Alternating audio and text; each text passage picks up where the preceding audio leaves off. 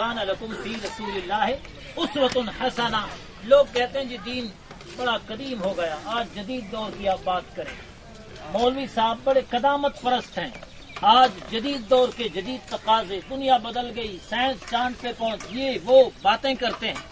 نبی کریم علیہ السلام کی سیرت طیبہ، آپ کی سنت مقدسہ، آپ کی تعلیمات اتنی جامع ہیں کہ قیامت آ جائے گی اس نصاب کو بدلنے کی حاجت نہیں پڑے گی. وہ اسکول کا، کالج کے، یونیورسٹی کا نصاب ہو سکتا ہے جو ہر سال بدلتا رہتا ہے. مصطفیٰ کریم وہ نصاب لے کر ساتھ آئے کہ زمانے بدلتے رہیں گے، صدیاں بدلتی رہیں گی اور جناب نسلیں بدلتی رہیں گی، قیامت آ جائے گی، پر مصطفیٰ کریم کے نصاب سیرت میں کوئی تبدیلی نہ آ چکی ہے، نہ آ سکتی ہے، نہ آنے کی گنجائش. لقد کان لکم فی رسول اللہ اسوۃ حسنہ. اس کے بعد ارشاد فرمایا یہ پیغام کس بندے کے لیے ہے؟ ہر بندے کے لیے نہیں، یہ عام پیغام نہیں ہے. فرمایا لمن کان یرجو اللہ. یہ پیغام اس بندے کو دیا جا رہا ہے جو بندہ اللہ کی امید رکھتا ہے، جو اللہ کو چاہتا ہے، اللہ سے محبت کرتا ہے، اللہ کا قرب چاہتا ہے، رب کی رضامندی چاہتا ہے، جس کی غرض و غایت، مفاد و مقصد اور مقصود اللہ کی ذات ہو. اس کو پیغام یہ ہے کہ مصطفیٰ کریم کی سیرت کو اپنا قبلہ بنائے. والیوم الآخر، اور فرمایا جسے آخرت کا دن چاہیے وہ مصطفیٰ کریم کو رہنما بنائے. یہ پیغام ہر بندے کے لیے نہیں، یہ اس کے لیے جو کلمہ پڑھ چکا ہے، جو حضور کی غلامی میں آ چکا ہے، جو قرآن پہ ایمان لا چکا ہے، جو شریعت کا پابند بن چکا ہے، جو اپنے آپ کو اللہ کے نام پہ بیچ چکا ہے، جو خدا کا بندہ بن گیا. اسے چاہیے کہ مصطفیٰ کریم کے نقش قدم پہ چلے. اسے چاہیے جسے خدا چاہیے کہ وہ مصطفیٰ کریم کے نقش قدم پہ چلے. اسے مصطفیٰ کریم کے نقش قدم پہ چلنا چاہیے جسے آخرت کا خوف ہو، جسے آخرت چاہیے کہ آخرت میں بھلا ہو. فرمایا وذکر اللہ کثیرا، اور اللہ پاک کا کثرت سے وہ ذکر کرے. آج ضرورت اس بات کی ہے کہ ہم نبی کریم علیہ الصلوۃ والسلام کی اسوہ حسنہ کو اپنائیں، نبی کریم صلی اللہ علیہ وسلم کی تعلیمات کو اپنائیں اور نبی کریم صلی اللہ علیہ وسلم کی نقش قدم پہ چلیں. اور یاد رکھیں جو بندہ حضور کے نقش قدم پہ نہیں چلتا، جو بندہ حضور کے نقش قدم پہ، یہ تو چلنے کی بات تھی، جو نہ چلے اس کا کیا آرڈر ہے؟ اس کے بارے رب نے کیا فرمایا؟ یہ میرے پاس ہے سورہ نور پارہ نمبر 18 سورت نمبر 24 آیت نمبر 63. اللہ کریم نے فرمایا فَلْيَحْذَرِ الَّذِينَ يُخَالِفُونَ عَنْ أَمْرِهِ. فرمایا ان لوگوں کو ڈرنا چاہیے جو مصطفیٰ کریم کے امر کی مخالفت کرتے ہیں. ڈرنا چاہیے، خوف کرنا چاہیے، لرز جانا چاہیے، چاہیے خوف سے اس پہ کب کبھی طاری ہو جائے. کس بندے کو ڈرنا چاہیے؟ جو امر رسول کی مخالفت کرتا ہے. فَلْيَحْذَرِ الَّذِينَ يُخَالِفُونَ عَنْ أَمْرِهِ. کیوں ڈرنا چاہیے امر رسول کی مخالفت کرنے والے کو؟ فرمایا ان تصیبہم فتنہ، یہ کہ ان تک فتنہ پہنچ جائے گا. جو حضور کی سیرت کو نہیں اپناتا، تعلیمات کو نہیں اپناتا، نقش قدم پہ نہیں چلتا، حضور کے طریقوں کو نہیں اپناتا، انہیں خوف کھانا چاہیے. کیا؟ اسے فتنہ پہنچ جائے گا. ایک او یصیبہم عذاب علیم، یا ان لوگوں کو دردناک عذاب پہنچ جائے گا. گویا زندگی گزارنے کا صرف ایک اصول ہے، ایک ضابطہ، ایک تعلیم، وہ محمد الرسول اللہ کا نقش قدم ہے. جو حضور کے نقش قدم سے ہٹ گیا اس نے دنیا میں فتنے کو اپنے پاس بلایا یا قیامت میں اپنے آپ کو دردناک عذاب کا مستحق بنایا. اب اگر آپ توجہ فرما رہے ہیں تو سوال یہ ہے، رب نے فرمایا ان تصیبہم فتنہ، اگر تم رسول کریم کے امر کی مخالفت کرو گے تمہیں دنیا میں فتنہ پہنچ جائے گا. یہ فتنہ کیا ہے؟ امام رازی رحمت اللہ علیہ تفسیر کبیر میں اس آیت کے تحت فتنے کا معنی لکھتے ہیں کہ یہاں پر فتنے کا معنی کیا ہے. قرآن مجید میں لفظ فتنہ بار بار استعمال ہوا ہے. میں مطلق فتنے کی بات نہیں کر رہا، یا قرآن میں کسی اور مقام پہ لفظ فتنے کی بات نہیں ہو رہی. اسپیشلی اسی آیت میں اللہ کریم نے جو فرمایا کہ فتنے سے تمہیں فتنہ پہنچ جائے گا، فتنے کا معنی کیا ہے؟ امام رازی تفسیر کبیر میں فرماتے ہیں الزلازل والاحوال، فرماتے ہیں کہ جب تم مصطفیٰ کریم کے نقش قدم کو چھوڑو گے تو تمہارے اوپر زلزلے آئیں گے اور تمہارے اوپر ہولناکی آئیں گے۔ آج مجموعی طور پر اگر قوم کو دیکھا جائے، مجموعی طور پر ہم سنت مصطفیٰ سے ہٹتے جا رہے ہیں، ہم سنت مصطفیٰ سے کٹتے جا رہے ہیں، مصطفیٰ کریم نے جس ٹریک پہ ہمیں چلانا چاہا اس سے اترتے جا رہے ہیں۔ نتیجتاً نہ زلزلوں کی کمی ہے، نہ تباہی اور ہولناکی کی کمی ہے، ہر طرف بس ایک ہوا و ہوس کی ایک آندھیاں چل رہی ہیں، اور حالات اتنے ہو گئے کہ آپ میڈیا کو سنتے ہیں، آپ پرنٹ میڈیا ہو یا الیکٹرانک ہو، آپ چوک چوراہے بازار ہوٹل پہ جائیں، جہاں کسی دوست سے ملاقات کرتے ہیں بات چلتی ہے تو بس خون خرابے کی بات ہوتی ہے، فساد کی بات ہو رہی ہے، قتل و غارت گری کی بات ہو رہی، نہیں پتا قاتل کیوں قتل کر رہا ہے، نہیں پتا مقتول کیوں قتل ہو رہا ہے۔ یہ ساری تباہی اس لیے گئی کہ ہم نے حضور کے رستے کو چھوڑا، ہم نے مصطفیٰ کریم کی تعلیمات کو چھوڑا۔ وہ کسی نے کہا تھا وہ زمانے میں معزز تھے مسلمان ہو کر اور ہم خوار ہوئے تارک قرآن ہو کر، درس قرآن نہ اگر ہم نے بھلایا ہوتا، یہ زمانہ نہ زمانے نے دکھایا ہوتا۔ حالات اتنے خراب ہو گئے، فرمایا جو حضور کی اطاعت نہیں کرتا، جو حضور کی اتباع نہیں کرتا، جو حضور کے نقش قدم پہ نہیں چلتا، نتیجہ یہ ہوگا دنیا میں اسے فتنہ پہنچے گا یا پھر قیامت میں دردناک عذاب۔ پتہ چلا کہ رستہ اور کہیں نہیں، نجات اور کہیں نہیں، ٹریک پٹلی ایک ہی ہے، وہ وہی ہے جس پہ فاطمہ الزہرا کے بابا جان چلے، یہ وہی ہے جس پہ حسنین کریمین کے نانا جان چلے، یہ وہی ہے جس پہ محمد الرسول اللہ صلی اللہ علیہ وسلم چلے۔ اس کے سوا نہ کوئی تھنک ٹینکس ہیں، نہ اس کے سوا کہ کوئی نظریہ ہے، نہ اس کے سوا کوئی نظام ہے، نہ اس کے سوا کوئی سسٹم ہے، بس ایک ہی نظام ہے اور وہ نظام مصطفیٰ ہے، اور وہی نظام ہے جو حضور دے گئے، اس کے سوا کامیابی کہیں بھی نہیں۔ جب ہم آگے بڑھیں اور اس بات کو آگے بڑھاتے ہیں تو نبی کریم علیہ السلام کی بڑی پیاری حدیث، آپ حیران ہو جائیں گے۔ میرے آقا علیہ السلام نے فرمایا مثلی و مثل ما بعثنی اللہ بہ کمثل رجل۔ میرے آقا علیہ السلام نے عقل والی چیز، ایک چیز جو صرف عقل سے بندہ سمجھتا ہے اور وہ چیز باہر نہیں ہوتی، میز باہر ہے، یہ جو گلاس باہر ہے ہم دیکھ رہے ہیں، جگ باہر ہے، ایک چیز صرف عقل میں آتی ہے، پھر عقل والی چیز کو مثال سے جب سمجھایا جائے بندہ خوب سمجھتا ہے۔ اب میرے آقا معقول چیز کو مثال سے سمجھا رہے ہیں، بات عقل کی ہے، یعنی عقل سے سمجھی جانے والی بات، لیکن سمجھانے کی خاطر میرے آقا محسوسات سے مثال دے رہے ہیں۔ فرمائے میری اور میری شریعت کی مثال یوں ہے۔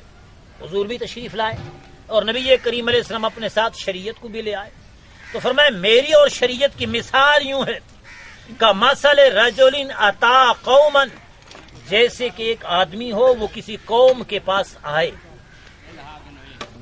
میری شریعت کی مثال یوں ہے جیسے آنے والا کسی قوم کے پاس آئے، فقال رأیت الجیش بعینیا، وہ کہے لوگو میں نے لشکر کو ان دو آنکھوں سے دیکھ لیا ہے۔ رأیت الجیش بعینیا، فرمایا میں آ رہا ہوں اور میں لشکر دیکھ کے آ رہا ہوں، وہاں بھاری بھرکم فوج ہے، توپ ہے، تیر ہے، تلوار ہے، جنگی جہاز ہیں، ٹینک ہے، میزائل ہیں، بڑا اسلحہ ہے، بڑی فوج میں دیکھ کے آیا ہوں، جیسے آنے والا آ کر یہ کہے، اور وہ کہے وَإِنِّي أَنَا النَّذِيرُ الْعُرْيَانُ، وہ کہے میں نذیر عریان ہوں۔ یہ عربی کا لفظ ہے، لفظی معنی بنتا ہے ننگا ڈرانے والا۔ ننگا ڈرانے والا یہ کیوں؟ عرب میں یہ ہوتا تھا، یہ عرب کا اپنا رواج تھا کہ جب کہیں خطرہ ہوتا تھا نا، خطرہ، اور قوم والوں کو کوئی خطرے کی خبر دینا چاہتا تھا، وہ یہ سمجھتا تھا کہ خطرہ بڑا قریب ہے، لوگ شاید میری بات کا اعتبار نہ کریں، تو اپنی خبر کو مؤثر انداز میں پیش کرنے کے لیے کافر لوگ کپڑے اتار کر ننگے ہو کر اعلان کرتے تھے خطرہ گیا، خطرہ گیا، خطرہ گیا، تاکہ میری بات مؤثر ہو، لوگ سمجھیں، لوگ بچاؤ کی تدبیر کریں۔ یہ دور جاہلیت میں کافروں کا طریقہ کار ہوتا تھا۔ تو میرے آقا علیہ السلام نے اسی لب و لہجے کو استعمال فرمایا، ارشاد فرمایا وہ آنے والا آئے کہے میں آنکھوں سے لشکر دیکھ کے آیا ہوں، انی انا النذیر العریان، وہ کہے میں ننگا خبر دینے والا ہوں، ننگا ڈرانے والا ہوں۔ مراد میں دل و جان سے بتا رہا ہوں، میں پورے ہوش و حواس کے حاضر کی حاضری میں بتا رہا ہوں، میں سچ کہہ رہا ہوں، وہ بندہ یہ کہے فَأَطَاعَهُ طَائِفَةٌ مِّن قَوْمِهِ، اب جب قوم تک خبر پہنچتی ہے تو قوم میں سے ایک جماعت جو ہے وہ اطاعت کر لیتی ہے، یہ بات مان لیتی ہے۔ فَأَدْلَجُوا فَانْطَلَقُوا عَلَىٰ مَهْلِهِمْ فَنَجَوْا، وہ رات کے اندھیرے میں وہ قوم کا حصہ نکل جاتا ہے، وہ کہتے ہیں صبح ہو گئی، دشمن حملہ کر جائے گا، ہم تہس نہس ہو جائیں گے، ہم گاجر مولی کی طرح کاٹ دیے جائیں گے، مکان تباہ ہو جائیں گے، ہم قتل و غارت کے شکار ہو جائیں گے۔ جب اس بندے نے بات سنائی، قوم کے کچھ لوگوں نے یہ بات مان لی، راتوں رات نکل گئے، اور جب صبح ہوئی تو وہ نجات پا گئے، دشمن کے حملے سے بچ گئے۔ میرے آقا علیہ السلام نے فرمایا وَكَذَّبَتْ طَائِفَةٌ مِّنْهُمْ، اور ان میں سے ایک جماعت وہ تھی جس جماعت نے ان کو جھٹلایا، کہنے لگے یہ جھوٹی بول رہا ہے، یہ ویسے ڈرا رہا ہے، ہم اپنی زمین چھوڑ دیں، اپنا گھر چھوڑ دیں، بچوں کو چھوڑ دیں، مال مویشی گھر کا سامان چھوڑ دیں، ہم نہیں جاتے، یہ ویسے ڈرامہ بازی کر رہا ہے، ہم اس کی بات نہیں مانتے۔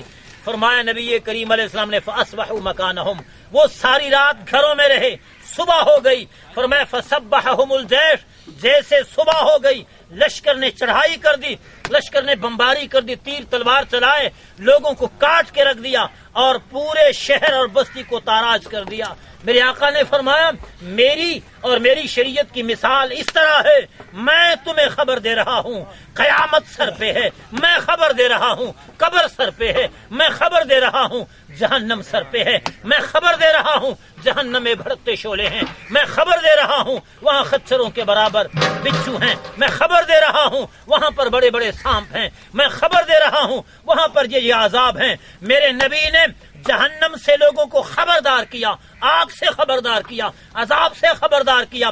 تو جو مان گیا اور جو حضور کی اطاعت کر گیا، حضور کے ٹریک پہ چڑھایا، مصطفیٰ کریم کے نقش قدم پہ چلا، وہ تو کامیاب ہوا۔ اور جس نے کہا بڑے نبی آئے، یہ باتیں ہر کوئی کہتا ہے، کوئی عذاب نہیں، کوئی آخرت نہیں، کوئی قیامت نہیں، کوئی جنت دوزخ نہیں، بس مزے اڑاتے جاؤ، چند دن کی زندگی ہے، مر جائیں گے، ختم ہو جائے گا سب کچھ۔ لہٰذا جنہوں نے نہ مانا وہ تباہ ہو گئے، اور جو مان گئے وہ کامیاب ہو گئے۔ یہ میرے آقا علیہ السلام نے مثال دی، کس بات کی مثال دی؟ جو میرا کہا مانتے ہیں ان کی مثال، جو نہیں مانتے ان کی مثال۔ اور احادیث طیبہ پہ آپ نظر ڈالیں تو آپ حیران ہو جائیں گے کہ نبی کریم علیہ الصلوۃ والسلام نے ہماری کس انداز میں رہنمائی فرمائی۔ اب میں تھوڑا مزید قریب آ رہا ہوں، قریب سے مراد یہ ہے، اب تک میری بات تھوڑی دور دور کی جا رہی ہے، اب قریب آنے سے مراد یہ ہے کہ ہمارے ہاں جو مرد ہیں یا عورتیں، ہم سنتوں سے ہٹتے جا رہے ہیں۔ مثلا ایک حدیث پاک میں عورتوں کے حوالے سے، عورتوں میں جو بیماریاں جنم لے رہی ہیں، آخر عورتیں کون ہیں؟ ہماری بیٹیاں ہیں، ہماری بہنیں ہیں، ہماری بیویاں ہیں، ان کو کون سمجھائے گا؟ ان کو ہم نہ سمجھائیں تو کون سمجھائے گا؟ حدیث پاک عبداللہ ابن مسعود فرماتے، نبی کریم علیہ السلام نے فرمایا لعن اللہ الواشمات، فرمایا اللہ پاک نے واشمات پہ لعنت فرمائی۔ واشمات کون عورتیں ہیں؟ فرمایا جو تندولے کسی اور کو لگائے۔ تندولہ کیا ہوتا ہے؟ اردو میں اس کو تندولہ بولتے ہیں، جسم کے کسی حصے میں چھوٹا سا زخم کرنا، اس کو سرمے سے بھرنا، ایک نشان خاص قسم کا جسم پہ لگانا، اس کو بولتے تندولے لگوانا۔ عربی زبان میں ان عورتوں کو واشمات کہتے ہیں۔ میرے آقا علیہ السلام نے فرمایا لعن اللہ الواشمات، فرمایا تندولے لگانے والی عورت پہ اللہ پاک نے لعنت بھیجی۔ المستوشمات، اور جو کسی سے تندولے لگوائے، ایک تندولے لگانے والی عورت، ایک لگوانے والی عورت، واشمات پر بھی لعنت، مستوشمات پر بھی لعنت۔ والمتنمسات، خوبصورتی کے لیے، حسن کے لیے، بہتر لگنے کے لیے اپنی ابروؤں کو باریک کرنے والی پہ اللہ پاک کی لعنت۔ میرے آقا نے فرمایا جو عورتیں اپنے ابروؤں کی بال نوچتی ہیں، اس کو باریک مثل ہلال کے بناتی ہیں اور یہ سمجھتی ہیں کہ اس طرح کرنے سے میں خوبصورت لگوں گی، میرے آقا نے فرمایا اس پر اللہ کی لعنت ہے۔ المتنمسات، فرمایا والمتفلجات، اور فرمایا جو ریتی لے کر دانتوں پہ پھیرے، دانتوں کو چھوٹا کرے، یہ دکھانے کے لیے کہ میری عمر چھوٹی ہے، اس پر بھی اللہ پاک کی لعنت ہے۔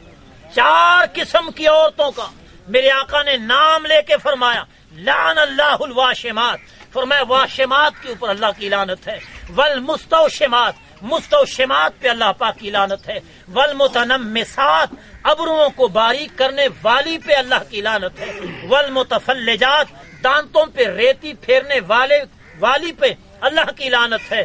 کیوں؟ فرمایا المخیرات لخلق اللہ، فرمایا یہ اللہ کی تخلیق کو بدلنے والی ہے۔ رب نے دانتوں کو جس شکل میں پیدا کیا اسی شکل میں دانتوں کو رہنے دو، رب نے ابروؤں کو جس شکل میں اگایا ویسے رہنے دو، رب نے انسانی بدن کو جس شکل میں بنایا اسی طرح رہنے دو۔ جو رب کی تخلیق ہے، رب کی بناوٹ ہے، رب کی پیداوار ہے، اس کو اسی شکل میں رہنے دو۔ جو بدلتا ہے اس پہ اللہ پاک کی لعنت آتی ہے۔ میرے بھائی آپ پریشان ہو رہے ہوں گے، آج تو مولوی صاحب ذرا ڈنڈا چلا رہا ہے، مولوی صاحب سخت بات کر رہا ہے۔ میرے بھائی جب میں سخت بات نہیں کروں گا اور کان پہ ہاتھ رکھ کے میں شعر سناؤں گا اور آپ سے واہ واہ کہلواؤں گا اور میں پیسے لے کے جیب میں ڈال کے چلا جاؤں گا تو کل قیامت کے دن اللہ پاک کو میں کیا جواب دوں گا؟ شیخ سعدی فرماتے رحمت اللہ علیہ وہ میرا دوست نہیں جو مجھے یہ کہے کہ رستے میں آگے پھول پڑے ہیں، میرا دوست وہ ہے جو بتا دے کہ آگے کانٹے پڑے ہیں تاکہ میں اپنے آپ کو کانٹوں سے بچاؤں۔ اب ذرا آپ توجہ فرمائیں کہ نبی کریم علیہ الصلوۃ والسلام نے کس انداز سے، اور پھر جب یہ حدیث پاک عبداللہ بن مسعود نے بیان کی تو بنی اسد قبیلے کی ایک عورت تھی، نام تھا اس کا ام یعقوب۔ نام کیا تھا؟ حضرت ام یعقوب، بنی اسد قبیلے سے تعلق تھا۔ وہ عبداللہ بن مسعود کے پاس آ گئی اور وہ کہنے لگی کہ بڑی عجیب بات ہے، آپ نے جس حدیث کو بیان کیا ہم نے تو اس حدیث کو نہیں سنا، آپ نے خامخواہ عورتوں پہ لعنت بھیج دی، یہ کام تو ہوتا ہے، تو پھر یہ عورتوں پر زیادتی ہے۔ آپ نے یہ جو حدیث بیان کی ہم نے تو اس حدیث کو نہیں سنا، یہ بات تو کوئی نہیں آپ کر رہے ہیں۔ عبداللہ ابن مسعود کی اس حدیث کو بنی اسد کی خاتون ام یعقوب نے چیلنج کیا۔ اب عبداللہ ابن مسعود جواب دے رہے ہیں، آپ نے فرمایا مالی لا العن من لعن النبی صلی اللہ علیہ وسلم، فرمایا جس پہ اللہ کا نبی لعنت بھیجے میں کیوں لعنت نہیں بھیجوں گا؟ میں خود اپنی طرف سے تو نہیں کہہ رہا، یہ کوئی میری بات تو نہیں، یہ تو اللہ کے نبی نے فرمائی تھی، میں نبی کا فرمان پہنچا رہا ہوں۔ جب اللہ کا نبی ان پہ لعنت بھیج سکتا ہے تو میں نبی کا غلام بھی نبی کے کہے کے مطابق ان پہ لعنت بھیج سکتا ہوں۔ کہنے لگی قرآن میں تو ایسا کہیں نہیں ہے، قرآن میں تو ایسا نہیں ہے، یہ ام یعقوب کہنے لگی۔ عبداللہ بن مسعود نے فرمایا کہ کیا تو نے قرآن پڑھا ہے؟ عورت نے کہا لقد قرأت ما بین لوح المصحف فما وجدته، فرمایا 2 گتوں کے درمیان موجود قرآن سارا میں پڑھ چکی ہوں، لیکن قرآن میں کہیں ایسا نہیں کہ واشمات پر لعنت ہو، مستوشمات پہ لعنت ہو اور متفلجات پہ لعنت ہو، متنمسات پہ لعنت ہو، میں نے قرآن میں نہیں پڑھا۔ عبداللہ بن مسعود نے جواب دیا لئن كنت قرأتیہ لقد وجدتہ، اگر تو پڑھتی تمہیں ضرور یہ ملتا، لیکن تم نے پڑھا نہیں، سرسری سطحی طور پر اوپر سے دیکھ کے گزر گئی ہے۔ خدا کی قسم تو پڑھتی تمہیں قرآن میں مل جاتا کہ ان پہ اللہ کی لعنت ہے۔ کہنے لگی پھر تو ہی بتا، مجھے تو نہیں ملا۔ عبداللہ بن مسعود نے فرمایا سن، رب فرما رہا ہے وما آتاکم الرسول فخذوہ وما نہاکم عنہ فانتہوا، فرمایا جو چیز تمہیں اللہ کا رسول دے دے وہ لے لو، جس پر روک لگا دے اس سے رک جاؤ۔ فرمایا قرآن برملا کہتا ہے جو اللہ کا نبی دے دے وہ لے لو، جس پر پابندی لگا دے اس سے رک جاؤ۔ جب قرآن مجید میں رب کریم مصطفیٰ کریم کے ہر عمل کو پروٹیکٹ دے رہا ہے، ہر عمل کو تحفظ دے رہا ہے، ہر عمل کو اپنا عمل کرا قرآن اپنا حکم قرار دے رہا ہے، تو جب رب نے فرمایا جس چیز کا اللہ کا نبی حکم دے دے اسے جو چیز عطا کر دے دے دے، وہ لے لو، جس پر روک لگا دے اس سے رک جاؤ۔ تو یہ بھی تو اللہ کے نبی کا فرمان ہے، لہذا قرآن کے ضمن میں یہ حکم بھی آ گیا۔ یہ ام یعقوب کو حضرت عبداللہ ابن مسعود نے فرمایا۔ اب تھوڑا ایک قدم آگے جائیں، یہ تو ہم نے عورتوں کی بات کی، اب تھوڑا ذرا مردوں کی بات ہم کر لیتے ہیں کہ ہمارے ہاں مردوں میں کیا کیا سلسلے آ گئے ہیں اور کیا کیا۔ نبی کریم علیہ السلام نے ارشاد فرمایا لعن رسول اللہ صلی اللہ علیہ وسلم، یہ بخاری کی حدیث، ابو داؤد، سنن ابن ماجہ، صحاح ستہ کی حدیث ہے، اللہ پاک نے ان مردوں پہ لعنت فرمائی۔ لعن اللہ، لعن رسول اللہ صلی اللہ علیہ وسلم، اللہ کے نبی نے لعنت بھیجی کن لوگوں پر؟ المتشبہین من الرجال بالنساء، ان مردوں پر جو مرد عورتوں کی مشابہت کرتے ہیں۔ ایک لڑکا نوجوان شکل میں، شباہت میں، سٹائل میں، بالوں میں، چلنے میں، اٹھنے بیٹھنے میں، ہیئر کٹنگ میں وہ سٹائل عورتوں کی طرح بناتا ہے۔ ہر وہ مرد جو شکل و شباہت میں عورت کی طرح بنتا ہے، اللہ کے نبی نے اس بندے پہ لعنت کی۔ مرد مرد رہے، اس سے مردانگی اچھی لگتی ہے، عورت عورت لگے اس سے زنانگی اچھی لگتی ہے۔ عورت مردانگی پہ اتر آئے، مرد زنانگی پہ اتر آئے، ان عورتوں پہ لعنت ہے جو مردوں کے تیور اپناتی ہیں، اور ان مردوں پہ لعنت ہے جو عورتوں کے تیور اپناتے ہیں۔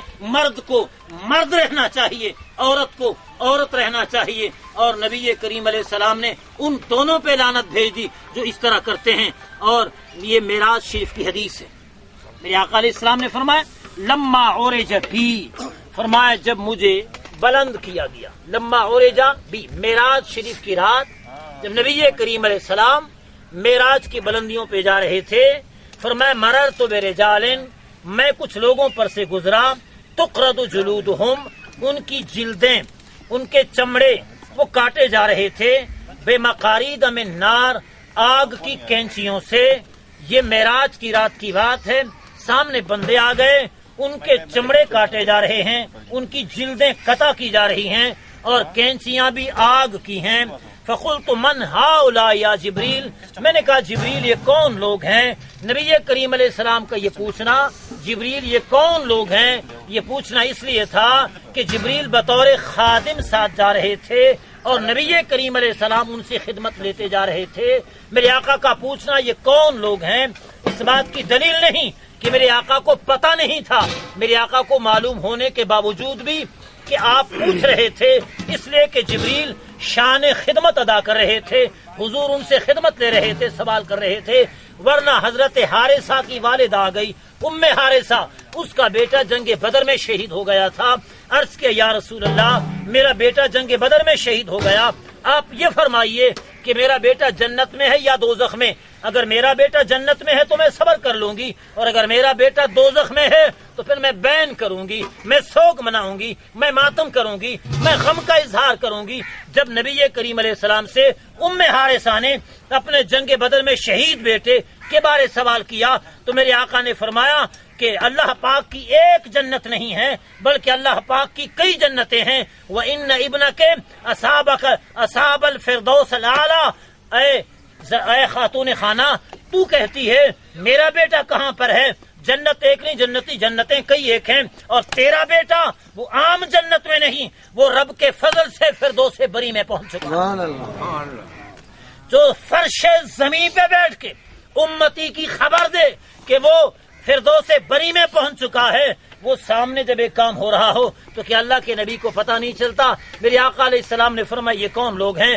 جبریل امین نے فرمایا الذین یتزینون للزینۃ، فرمایا یہ وہی لوگ ہیں جو حرام زینت کرتے تھے، ناجائز خوبصورت بنتے تھے، ناجائز خوبصورتی کرتے تھے۔ کیسے؟ مرد کے لیے خوبصورت رہنا جائز ہے، عورت کے لیے خوبصورت بننا جائز ہے، لیکن کچھ طریقے اسلام میں جائز ہیں، کچھ ناجائز ہیں، کچھ حلال کچھ حرام ہیں۔ یہ وہ مرد ہیں جو زینت تو اختیار کرتے تھے لیکن ناجائز زینت، یعنی وہی زینت اپناتے تھے جو زینت عورتیں اپناتی ہیں۔ بالوں کے سٹائل اس طرح بناتے تھے جس طرح عورتوں کے بال ہوا کرتے ہیں، کپڑے اس طرح چست پہنتے تھے جس طرح کہ عورتیں چست کپڑے پہنتی ہیں، ان کا ٹور چلنا پھرنا اس طرح ہوتا تھا جس طرح کہ عورتیں چلتی تھی۔ ان کے لب و لہجے میں وہ آواز عورتوں کی طرح نکالتے تھے، ان کی خوبصورتی عورتوں کی طرح تھی، یہ زینت ان کے لیے حرام تھی، اس وجہ سے انہیں یہ عذاب دیا جا رہا ہے۔ اور آگے نبی کریم علیہ الصلوۃ والسلام نے فرمایا ثم مررت بجب منتن الريح، فرمایا پھر ایک گڑھے پر سے گزرا جس سے بدبو آ رہی تھی، فسمعت فيه اصواتا شدیدہ، اس میں نے بڑی آوازیں سنی، اندر سے آہو پکار، اندر سے چیخو پکار، اندر سے ہائے ہو کے نعرے، لوگ اندر سے رو رہے تھے۔ میں نے آواز سنی، میں نے جبریل سے پوچھا من هؤلاء یا جبریل، اے جبریل یہ کون لوگ ہیں؟ میرے آقا علیہ السلام نے فرمایا، جبریل کہنے لگے نساء کننا یتزین للزینت ویفعلن ما لا یحل لہن، فرمایا یہ وہ عورتیں ہیں جو کہ حرام زینت کرتی تھیں اور وہ کام کرتی تھیں جو کام ان کے لیے حلال ہوتے نہ تھے۔ مراد یہ ہے کہ عورت اس طرح زینت اختیار کرتی تھی کہ وہ زینت دوسرے پر ظاہر ہو جائے، اپنا حسن اپنی جسامت دوسروں پہ ظاہر ہو جائے، جو بے حیائی کا پیش خیمہ ثابت ہو جائے۔ ان تمام زینتوں کا حشر یہ ہوا۔ بہر صورت حضور نبی کریم علیہ الصلوۃ والسلام نے ہر قدم پہ امت کو سمجھایا، معاشرے کو سمجھایا، مردوں کو سمجھایا، عورتوں کو سمجھایا۔ اور آگے دیکھیے آپ، ایک فیشن آج کل بنتا جا رہا ہے کہ بعض عورتیں، ہم تو دیہات میں رہتے ہیں نا، جو خوش قسمت ہے، دیہات کا ماحول کافی حد تک بچا ہوا ہے، جو شہری ماحول ہے وہاں پر یہ تباہی، یہ خرابی کب کی آ چکی ہے۔ ایک نیا ٹرینڈ یہ چلا ہے کہ جب نئی نئی شادی ہوتی ہے نا، شادی اور بچہ پیدا ہوتا ہے تو پھر عام طور پر جو جدید ماڈرن قسم کی لڑکیاں ہوتی ہیں وہ اپنے بچوں کو دودھ پلانے میں عار سمجھتی ہیں۔ جی جاؤ بازار سے دودھ کا ڈبہ لاؤ، جی لاؤ، فلاں لاؤ، وہ پلاؤ۔ دودھ پلانے میں عار سمجھنا، نبی کریم علیہ السلام نے اس پر بھی کاری ضرب لگائی اور دودھ پینا بچے کا حق قرار دیا، اور ماں پر لازم ہے کہ بچے کو دودھ پلائے۔ جو نیڈو پی پی کے بڑا ہو جاتا ہے اس کی حالت کیا ہوتی ہے، اور جو ماں کی چھاتی سے منہ لگا لگا کے بڑھتا جاتا ہے اور وہ پروان چڑھتا ہے، نمو پاتا ہے، اس کی افزائش اور پرورش ہوتی ہے، اس کی ساخت کس طرح ہوتی ہے۔ میرے آقا علیہ السلام نے فرمایا فَإِذَا بِنِسَاءٍ يَنْحَشُ ثَدْيُهُنَّ الْحَيَاةَ، فرمایا معراج کی رات تھی، میں جا رہا تھا، میں نے عورتوں کو دیکھا، بڑے بڑے سانپ تھے، وہ عورتوں کو پستانوں پہ ڈس رہے تھے، وہ نازک جگہوں پہ ڈس رہے تھے۔ فقلت ما بال هؤلاء، میں نے جبریل سے پوچھا ان کا کام کیا ہے، یہ کیوں، ان کو یہ عذاب کیوں دیا جا رہا؟ جبریل امین نے عرض کیا هؤلاء اللاتی، یہ وہ عورتیں ہیں یمنعن اولادہن البانہن، یہ وہ عورتیں ہیں جو اپنی اولاد کو دودھ پلاتی نہ تھی، اپنی دودھ کو رو کے رکھتی تھی، اپنے تھنوں کو بچوں سے محفوظ رکھتی تھی۔ جن ماؤں نے بچوں کو دودھ نہ پلایا ان کو یہ عذاب دیا جا رہا ہے کہ بڑے بڑے سانپ ان کے تھنوں پر اور ان کے پستانوں پر، سینوں پر وہ ڈس رہے ہیں، ڈنگ مار رہے ہیں۔ یہ نبی کریم علیہ السلام کی تعلیمات ہیں۔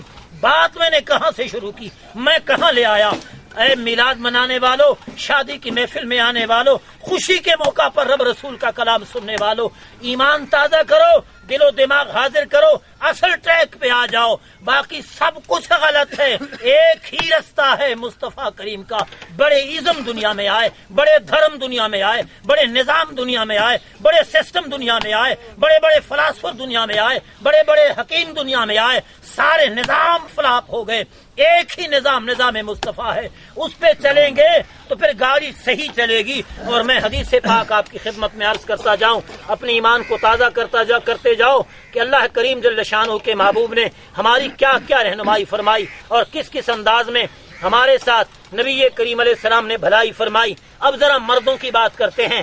ہم ذرا اپنے چہروں کو دیکھتے ہیں، آئینہ لگاتے ہیں، اپنے چہروں کو دیکھتے ہیں، اپنے آپ کو حسین بناتے ہیں۔ آؤ مسلمان کا چہرہ کس طرح ہونا چاہیے، نبی کریم علیہ السلام کی حدیث، اور اس حدیث پاک کو کس نے المعجم الکبیر کے اندر، المعجم الاوسط کے اندر نقل کیا۔ میرے آقا نے فرمایا قص الشوارب، فرمایا مونچھوں کو پست کرو، مونچھوں کو پست کرو، پست سے مراد چھوٹا رکھو۔ اس طرح پھیرتے ہو، بلیڈ پھیرتے ہو، کینچی لگاتے ہو، کچھ بھی کرو، پست رکھو۔ فرمایا وعف اللحا، فرمایا داڑیوں کو بڑھاؤ، داڑیوں کو بڑھاؤ۔ یہ فرمایا ولا تمشوا فی الاسواق الا وعلیکم العذر، فرمایا بازاروں میں مت چلو مگر اس حال میں کہ تمہارے پردے ڈھکے ہوئے ہوں، یعنی جس طرح لوگ نکر پہن کر بازار میں چلتے ہیں ان کے گھٹنے کھلے ہوتے ہیں، میرے آقا نے اس طرح چلنے سے منع فرمایا۔ یہ 3 ہدایات بطور خاص مرد کو عطا فرمائیں۔ اللہ پاک کے محبوب نے فرمایا اللہ کے کچھ خاص فرشتے ہیں، وہ رب کی حمد و ثنا کرتے ہیں، رب کی تعریف کرتے ہیں، رب کی عبادت کرتے ہیں۔ فرشتے مخلوق وہی ہے کہ یہ ہر وقت رب کی عبادت میں لگے رہتے ہیں، اور ہر فرشتے کی اپنی عبادت ہے۔ کوئی فرشتہ صرف رکوع میں ہوتا ہے، وہ رکوع ساری زندگی کر رہا ہوتا ہے۔ کوئی فرشتہ صرف سجدے میں ہوتا ہے، وہ ساری زندگی سجدہ ہی کر رہا ہوتا ہے۔ کوئی فرشتہ اتحیات کی شکل میں ہوتا ہے، وہ ساری زندگی اسی شکل میں ہوتا ہے۔ کوئی فرشتہ نام اعمال لکھتا ہے، وہ ساری زندگی یہی کام کرتا ہے۔ ہر فرشتے کی ڈیوٹی ہے۔ ایک فرشتہ میرے آقا نے فرمایا وہ بھی ہے، ایک فرشتے ایک قسم کے وہ بھی ہیں جو اللہ کی حمد و ثنا کرتے ہیں۔ اور تعریف کیسے کرتے ہیں؟ رب کی تعریف یوں کرتے ہیں، پاک ہے وہ ذات جس نے عورتوں کو بالوں سے مزین کیا، جس نے مردوں کو داڑھی سے مزین کیا۔ ان فرشتوں کی ڈیوٹی یہی ہے، وہ بولتے یہی ہیں، ان کی حمد و ثنا یہی ہے، ان کی عبادت یہی ہے۔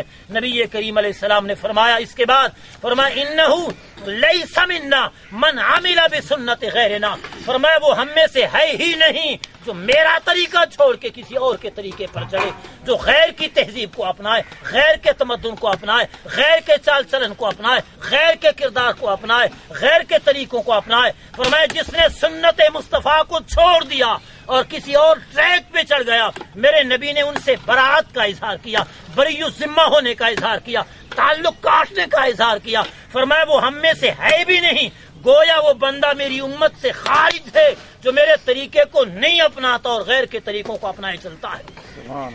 یہ کیا ہے؟ یہ نبی کریم صلی اللہ علیہ وسلم کی حدیث مبارکہ ہے۔ اور تھوڑا مزید ایمان کو تازہ کریں کہ حضور نے کیا فرمایا، ارشاد فرمایا من تمسک بسنت۔ یہ تو ان کی بات ہو گئی نا، ان کی بات ہو گئی جنہوں نے حضور کے طریقے کو چھوڑ دیا، اور جس نے حضور کے طریقے کو اپنایا ان کے لیے کیا نوید ہے، ان کے لیے کیا خوشخبری ہے۔ میرے آقا نے فرمایا من تمسک بسنتی، فرمایا جس نے میری سنت پہ عمل کیا، من تمسک بسنتی، جس کسی نے، وہ کالا ہے گورا ہے، چھوٹا ہے بڑا ہے، امیر ہے غریب ہے، اپنا ہے پرایا ہے، نیکوکار ہے بدکار ہے، عموم، فرمایا من تمسک بسنتی، جس نے میری ایک سنت پہ عمل کیا، جس نے میری سنت پہ عمل کیا، کان معی فی الجنہ، فرمایا دن قیامت کا ہوگا، میں جنت میں جاؤں گا، وہ میری سنت پہ عمل کرنے والا میرا امتی میرے ساتھ جنت میں ہوگا۔ سبحان اللہ۔ میرے ساتھ کہاں پر ہوگا؟ جنت میں ہوگا۔ اور ذرا ایمان کو تازہ کیجئے اور حدیث پاک سنیے، آپ حیران ہو جائیں گے۔ حضور نبی کریم علیہ الصلوۃ والسلام نے ارشاد فرمایا من تمسک بسنتی عند فساد امتی، جس نے میری ایک سنت پہ عمل کیا، من تمسک بسنتی، کب؟ جب میری امت میں بگاڑ ہو، میری امت میں فساد ہو، میری امت میں خرابی، مراد سنتیں مٹ رہی ہوں، سنتوں سے لوگ ہٹ رہے ہوں اور سنتوں پہ لوگ عمل کرنا چھوڑ گئے ہوں، جب فساد کا دور ہو اس وقت میری سنت پہ اگر کوئی عمل کرے۔ اب کون سا دور ہے؟ سنتوں سے ہٹنے کا دور ہے، سنتوں سے کٹ جانے کا دور ہے، سنتوں سے دور ہو جانے کا دور ہے۔ لوگ رواج پہ چلتے ہیں، لوگ دیکھا دیکھی پہ چلتے ہیں، لوگ فیشن کے دلدال ہو گئے، کیا کیا ہیئر سٹائل آ گئے، کیا کیا بیوٹی پارلر آ گئے، کیا کیا سلائی کے انداز آ گئے، اور کیا کیا چلنے کے انداز آ گئے، اور کیا کیا باتیں آ گئیں۔ اتنے حالات کہ آپ بکر منڈی جائیں تو وہاں پر جانور بھی کھڑے ہو کر کھاتے ہیں، اور آپ اپنی شادیوں میں آ جائیں تو وہاں بھی کھڑے ہو کر لوگ کھاتے ہیں۔ تو شادی حالوں اور بکر منڈی میں ایک جیسا حال ہوتا ہے۔ انسان کہتا ہے سائنس نے ترقی کی اور سائنس ترقی کر گیا اور چاند پہ چڑھ گیا، میں کہتا ہوں سائنس کی کیا ترقی ہے، جدید تعلیم کی ترقی کیا ہے؟ بس یہی ترقی ہو گئی کہ بندے کو پینٹ پہنایا، پینٹ پہننے والا بندہ جب پیشاب کرتا ہے تو اپنے آپ کو پیشاب کے قطروں سے بچا نہیں سکتا۔ جو بڑے سے بڑا تعلیم یافتہ ترقی کرتا کرتا اتنا آگے جائے اور اس کا حال یہ ہے کہ وہ اپنے آپ کو پیشاب کے قطروں سے نہ بچا سکے، اور وہ اتنا ترقی یافتہ بن جائے کہ جانور بھی کھڑے ہو کر کھائے اور وہ بھی کھڑے ہو کر کھائے، تو پھر یہ کیا ترقی ہو گئی؟ اگر ترقی ہے تو وہ نظام مصطفیٰ میں ہے۔ میرے آقا علیہ السلام نے ارشاد فرمایا من تمسک بسنتی عند فساد امتی، فرمایا جس نے میری ایک سنت پہ عمل کیا اس وقت جبکہ امت میں بگاڑ اور فساد ہو تو کیا بنے گا؟ فرمایا فلہو اجر مئات شہید، فرمایا اس بندے کے لیے 100 شہیدوں کا ثواب ہے، ایک نہیں، 2 نہیں، 3۔ لازمی بات ہے آج کے دور میں داڑھی رکھنا کوئی آسان تو نہیں، سر پہ پگڑی رکھنا کوئی آسان تو نہیں، حضور کی سنت پہ عمل کرنا کوئی آسان تو نہیں۔ جب سارا معاشرہ، گلی محلہ، خاندان، برادری، پورا علاقہ جب فیشن کی لپیٹ میں آ جاتا ہے اور ایک نوجوان کھڑے ہو کر پورے معاشرے سے بغاوت کا اعلان کرتا ہے اور وہ مصطفیٰ کریم کے نقشے قدم پہ چلتا ہے تو تیر تشنی کے بھی چلتے ہیں، تیر تانے چلتے ہیں اور کہتے تو کیا کرتا ہے، تو بڑا مولوی بنتا ہے، بڑا نیک بنتا ہے، بڑا اچھا بنتا ہے، فلاں یوں کرتا ہے، فلاں یوں کرتا ہے۔ لہذا جب اتنے کٹھن مرحلے میں ایک بندہ سنت مصطفیٰ پہ عمل کرتا ہے، میرے نبی خوشخبری سنا رہے ہیں، نوید جاں فضا دے رہے ہیں، ارشاد فرمایا فلہو اجر مئات شہید، فرمایا اس بندے کے لیے 100 شہیدوں کا ثواب ہے۔ یہ وہ اعزاز ہے اور یہ وہ کمال ہے جو نبی کریم صلی اللہ علیہ وسلم زبان حق ترجمان سے امت کو یہ پیغام دے رہے ہیں۔ اور آج تو حالات اتنے خراب ہو گئے، اتنے خراب ہو گئے کہ آپ حیران ہو جائیں۔ آپ سڑک، آپ تو ذرا سائڈ پہ ہیں نا جی، عام طور پر ٹریکٹر جب چلتے نا ٹریکٹر تو وہ جناب ٹیپ لگاتے ہیں اور 2-2 3-3 کلومیٹر تک آواز جاتی ہے۔ ہم کبھی بچوں کو قرآن پڑھا رہے ہوتے ہیں، کبھی حدیث پڑھا رہے ہوتے ہیں، روڈ پر سے ٹریکٹر گزرتا ہے نا تو 2-4 منٹ کے لیے قرآن بند کر لیتے ہیں، اوپر سے گانے کی آواز آتی ہے۔ آپ تھانے میں جائیں کہ کیا تم نے کبھی ٹریکٹر والے پر پرچہ دیا ہے؟ ٹریکٹر والے پر کہ تم ڈیک چلاتے ہو، اسپیکر چلاتے ہو، لوگوں کو پریشان کرتے ہو، پرچہ دیا ہے؟ میرے علم میں نہیں کہ کسی تھانے میں کسی ٹریکٹر والے کی آواز پہ یا کسی ٹیپ والے کی آواز پہ پرچہ دیا، لیکن میں سینکڑوں مثالیں دے سکتا ہوں کہ ایک آدمی نے اسپیکر پہ اگر اللہ کے نام کو بلند کیا، تقریر کی، نعت پڑھی، اللہ کا نام لیا تو اوپر پرچہ آ گیا۔ دین پہ اتنا کڑا وقت آ گیا، اتنی مشکل گھڑی آ گئی۔ یہ صرف پنجاب میں ایسا ہو رہا ہے، صبح سرحد میں ایسا نہیں ہے، سندھ میں ایسا نہیں ہے، یہ پنجاب میں حالات بن گئے۔ آپ کی مسجد سے اسپیکر اتر گئے، پہلے آواز آتی تھی، پتہ چلتا تھا جمعے کی تقریر شروع ہو گئی، جمعے کی نماز شروع ہو گئی، فوتگی ہوتی اعلان ہوتے، قرخانی ہوتی اعلان ہوتے، اللہ کا نام لیا جاتا، باقی سارے اسپیکر چل رہے ہیں، گانے چل رہے ہیں، باجے چل رہے ہیں، لیکن خدا کے نام کو بند کیا جا رہا ہے۔ یہ اس وقت وطن عزیز میں حالت ہے۔ اور پھر دوسری تباہی کیا ہے کہ جو لوگ مسجد بناتے ہیں نا، مسجد تو لازمی بات ہے مسجد بنائیں گے تو چندہ کریں گے نا، تو چندے کے لیے کیا ہے، اگر کسی کی بکسی کسی دکان پر پڑی ہے یا کسی کے مدرسے کی یا مسجد کی بکسی روڈ پر پڑی ہے تو فوراً پرچہ۔ جامعہ اسلامیہ عیسیٰ خیل سے باہر مدرسہ، بکسی ہماری پڑی تھی، پولیس آ گئی، وہ جی چندے پر پابندی ہے، پرچہ کاٹ دیا بکسی پر، پرچہ کاٹ دیا کس پر؟ بکسی پہ پرچہ۔ پھر حافظ صاحب ایک رات جیل میں تھانے میں رہے، دوسرے دن ضمانت کروا لی، اب 15 تاریخ کو پھر تاریخ، 1 تاریخ بھگت چکے ہیں، 2 تاریخ کو مسجد کی بکسی پر پرچہ۔ نون لیگ بھی زندہ باد اور پاکستان بھی زندہ باد۔ اب یہ حالات بن گئے، چلو ان کو پکڑو جو دہشت گرد ہیں، جو لوگوں کی گردنیں کاٹتے ہیں، جو خودکش بمبار بنے پھرتے ہیں۔ آخر دین کے نام پہ اگر کوئی دے اور کوئی لے اور خدا کا گھر بنائے اس پر بھی پابندی۔ اب یہ کھالوں کا سلسلہ ہوا، قربانی لوگ کرتے، کھالے مدرسوں کو دیتے ہیں، مسجدوں کو دیتے ہیں، اماموں کو دیتے ہیں۔